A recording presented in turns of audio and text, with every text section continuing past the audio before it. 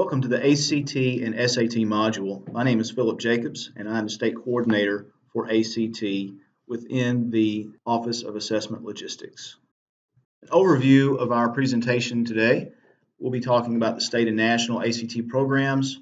We'll be looking at reimbursements and vouchers, test forms, spring 2018 ACT, important dates for the ACT, ACT resources and communications, SAT interest, offerings, contact information, and who should participate and what the participation rate is. State versus national ACT programs. The state program is financed through the Basic Education Program and the Tennessee Department of Education. Within this, each Tennessee public school student is entitled to 2 opportunities to test, once in the spring of their 11th grade year and once in the fall of their 12th grade year. Students in this program take the ACT at their own schools. The national program is financed by the student. Low-income students may apply for 2 ACT fee waivers, and these fee waivers are available from the school counselors. Students can take the national ACT as often as they like and as early as they like. Students within the national program test on Saturdays at national test centers. ACT reimbursements and vouchers. Unlike the past, there are no state-funded vouchers any longer for ACT. Students now have 2 opportunities to take the ACT at school, and as a result of adding the fall test, we have eliminated the state-funded vouchers. Additionally, there are no ACT reimbursements. Spring testing is billed to districts and paid out of BEP funds allocated for that purpose. Reimbursements that existed in the past were for Plan and Explore, and those programs have been discontinued. We would ask that you would communicate this new information to your finance departments. ACT test forms. Test forms are for specific dates and cannot be used on different dates. ACT will invalidate scores of any tests taken on an incorrect date. Information in Pearson Access Next must be updated to ensure that proper forms are received for each testing date. Each box of secure materials will have a bright page with the correct date for the included test materials. If students must make up the ACT, new forms must be ordered. You cannot use old forms for those makeup dates. It is the school coordinator's responsibility to see that correct forms are used for each date.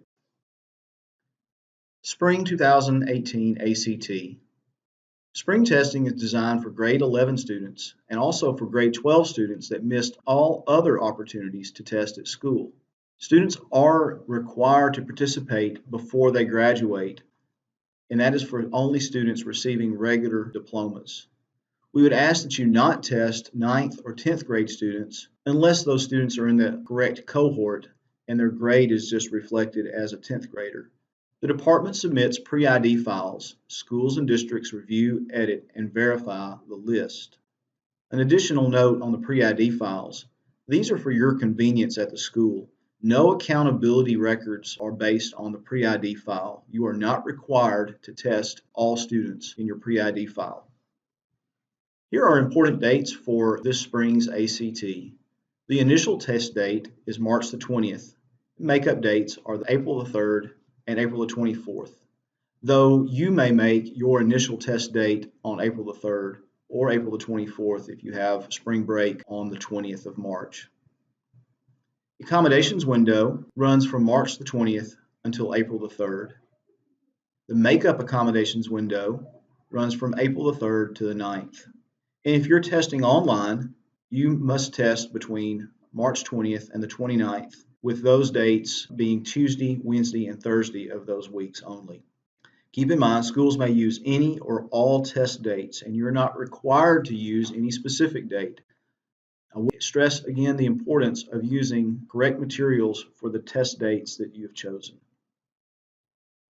ACT resources and communications.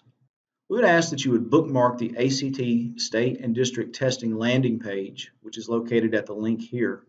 Everything you need to implement the test is there. It contains all of your manuals. It will contain webinars that we do periodically. It will also contain your accommodations materials, Basically, anything that you need to give the ACT will be contained at this landing page. You'll also have a link to Pearson Access Next, which is the working part of the state and district test site. District test coordinators should have access to PA Next. If you don't, please contact me at this email address. We do copy district test coordinators on all correspondence from ACT out to the schools.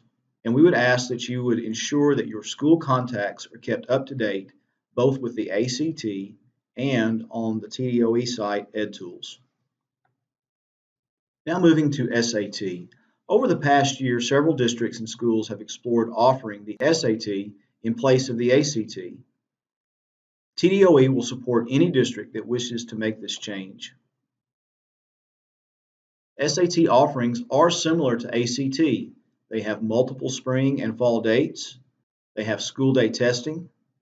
And all accountability requirements can be met by a student taking the SAT. SAT contact information. If you'd like more information about giving the SAT in your schools, please contact Jim Morris, the Senior Director of Tennessee State and District Partnerships.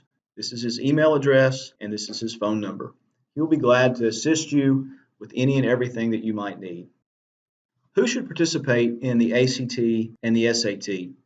TDOE believes that all students on track to receive an on-time regular education diploma should take a college readiness exam. This can be satisfied by either the ACT or the SAT.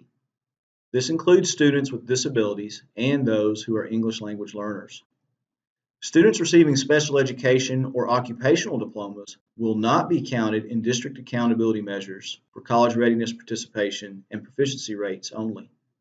However, decisions as to whether such students should participate must be determined by the student's needs and goals. In other words, who takes a college readiness exam in your district is a local decision and should be made in consultation with the student, the parent, and the student's academic team.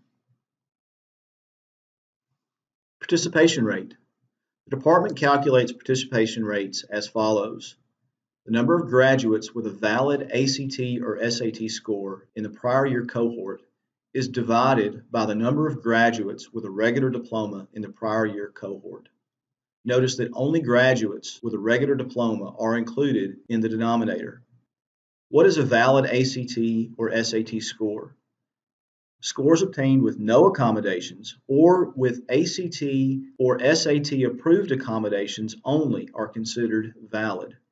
Accommodations that are Tennessee specific and not allowed by ACT or SAT invalidate the scores for accountability purposes only, though that score will satisfy the graduation requirement.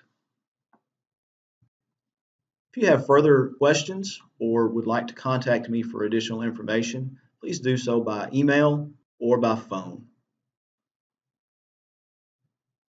Please visit the Assessment Logistics course site and complete the assessment on ACT and SAT.